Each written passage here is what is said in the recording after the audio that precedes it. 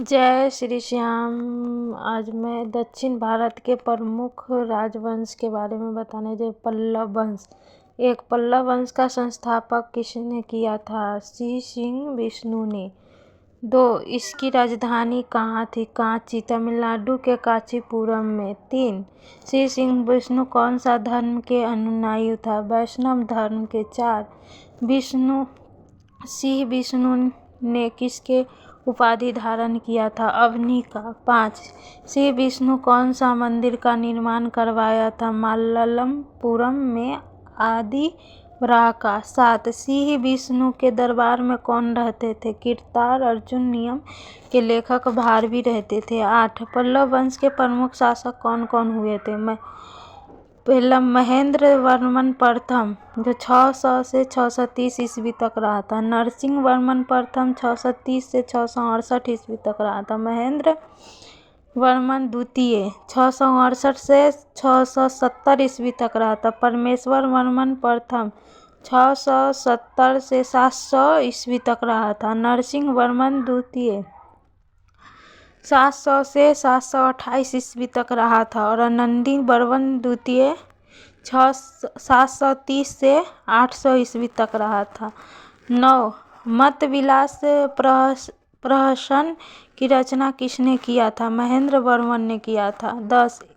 एकाश्म मंदिर का निर्माण किसने करवाया था? पल्लव राजा नरसिंह वर्मन प्रथम ने करवाया था। 11. परमेश्वर वर्मन ने कौन सा मंदिर का निर्माण करवाया था? मल्लपुरम में गणेश मंदिर का निर्माण करवाया था। 12. अरबों के आक्रमण के समय पल्लवों का शासक कौन था? नरसिंह वर्मन द्वितीय था। 13. कांची के कैलाशनाथ मंदिर का निर्माण किसने करवाया था? नरसिंह वर्मन द्वितीय ने करवाया था। 14. कांची के मुक्तेश्वर मंदिर तथा वैकुंठ पेरुमाल मंदिर का निर्माण किसने करवाया था? नंदी वर्मन द्वितीय ने करवाया था। और 15. पल्लव वंश का अंतिम शासक कौन था? कंपवर्मा, जो 948 से 980 ईस्वी में चला था। अब चोल वंश के संस्थापक कौन था? विजयालय, जो 850 से 887 ईस्वी तक चला था। और 17. चोल वंश की राजधानी कहाँ थी? तंजाया, जो तंजौर या तंजावुर है। 18. निशुंभ सुदनी देवी का मंदिर किसने बनवाया था? विजयालय ने। 19. राजवन कौन सा धर्म के अनुयायी था? शैव धर्म के। 20. चोल काल में भूमि के प्रकार बैलनवगाई, गैर ब्राह्मण किसान स्वामी की भूमि थी।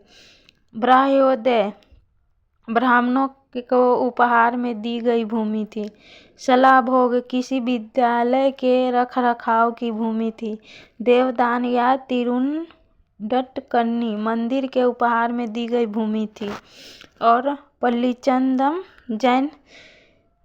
जैन संस्थानों को दान में दी गई भूमि थी। 21. चोल वंश का अंतिम राजा कौन था? राजेंद्र तृतीय। 22. चोल प्रशासन में भाग लेने वाले उच्च पदाधिकारी को क्या कहा जाता था? पेरुंद्रम। 23. चोल प्रशासन में भाग लेने वाले निम्न श्रेणी के पदाधिकारी को क्या कहा जाता था? सेरुंद्रन। और 24. लेखों में कुछ उच्च अधिकारियों को क्या कहा जाता है? उडनकुटम। 25. ब्राह्मणों को दी गई करमुक्त भूमि को एवं दान में दी गई भूमि को क्या कहा जाता है? करमुक्त भूमि को चतुर्वेदी मंगलम, दान दी गई भूमि ब्राह्मणोदय। 26. चोल सेना का सबसे संगठित अंग क्या है? पदाति सेना। और पदाति सेना। 27. चोल काल में सोने के सिक्कों को क्या कहा जाता है? कलंजू। 28. तमिल कवियों में प्रसिद्ध कवि कौन था? जयगोंदर। 29. चोल काल 10वीं सदी का सबसे महत्वपूर्ण बंदरगाह कौन था? कावेरीपट्टनम। 30 चोल काल में सड़कों की देखभाल कौन करता था? बगान समिति। 31 चोल काल के विशाल व्यापारी समूह कौन कौन थे? बलंजियार, नानादेशी और मणिग्रामम। अब चालुक्य वंश कल्याणी। 32 कल्याणी के चालुक्य वंश की स्थापना किसने किया था? तैलप ने। 33 इसकी राजधानी कहाँ थी? मनखेट। 34 चालुक्य वंश कल्याणी के प्रमुख शाखा कौन कौन हुए? तैलप प्रथम, तैलप द्वितीय, विक्रमादित्य, सोमेश्वर द्वितीय, विक्रमादित्य चौथे और सोमेश्वर थर्ड और तैलप तृतीय। 35 सोमेश्वर प्रथम ने मनखेट से राजधानी हटाकर कहाँ बनवाया? कल्याणी, कर्नाटक में। 36 चालुक्य वंश कल्याणी का सबसे प्रतापी राजा कौन था? विक्रमादित्य चौथा। चालुक्य वंश वातापी। वातापी चालुक्य वंश की स्थापना किसने किया था? जय सिंह ने। 38 इसकी राजधानी कहाँ थी? वातापी, बीजापुर के निकट। 39 वातापी चालुक्य वंश के प्रमुख शासक कौन थे? पुलकेशिन प्रथम, कीर्तिवर्धन पुलकेशिन और विक्रमादित्य, विनयादित्य एवं विजयादित्य। 40 वातापी चालुक्य वंश के सबसे प्रतापी राजा कौन था? पुलकेशिन द्वितीय। 41 वातापी का निर्माणकर्ता किसे माना जाता है? कीर्तिवर्धन को। 42 विक्रमादित्य द्वितीय की प्रथम एवं दूसरी पत्नी का क्या नाम था? प्रथम का लोकमहादेवी और दूसरी का त्रिलोक्य देवी। 43 वातापी चालुक्य वंश के अंतिम राजा कौन था? कीर्तिवर्धन द्वितीय। अब चालुक्य वंश बैगी। 44 बैगी के चालुक्य वंश का संस्थापक कौन था? विष्णुवर्धन। 45 इसकी राजधानी कहाँ थी? बैगी, आंध्र प्रदेश में। 46 चालुक्य वंश बैगी का सबसे प्रतापी राजा कौन था? विजयादित्य तृतीय। और 47 विजयादित्य तृतीय के सेनापति का क्या नाम था? पंडरंग। और 48 राष्ट्रकूट राजवंश का संस्थापक कौन था? दंतीदुर्ग।